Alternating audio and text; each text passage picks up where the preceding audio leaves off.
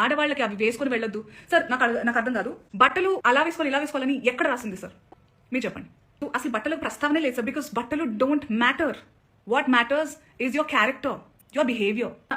మన సనాతనంలో మగవాళ్ళు ఎంత పద్ధతిగా, ఎంత కంట్రోల్తో, ఎంత నిష్టగా ఉండేవాళ్ళు అంటే ఆడవాళ్ళు అంత కంఫర్టబుల్గా జస్ట్ ఒక డ్రేప్ వేసుకొని తిరిగేవాళ్ళం సార్.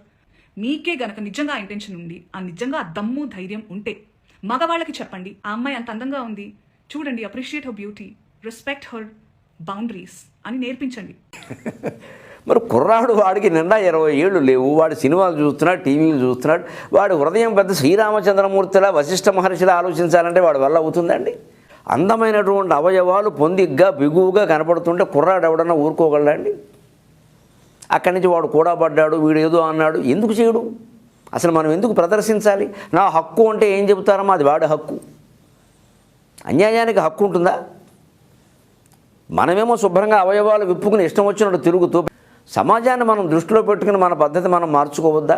ఈ మాట ఎవరన్నా చెబితే నేరస్తులా? మీద పడి కరిచేయడం ఆడవాళ్ళు.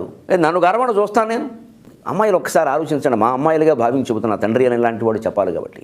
అతి ప్రాచీనమైన వాదన ఎంత తప్పు, ఈ అతి నవీనమైన వాదన కూడా అంతే తప్పు. అసలు మన భారతీయ సంస్కృతి సమన్వయ సంస్కృతి. మంచి చెడ్డ ఏమిటో గీత గీసి విచక్షణ చేసి తెలుసుకోవాలి మనం.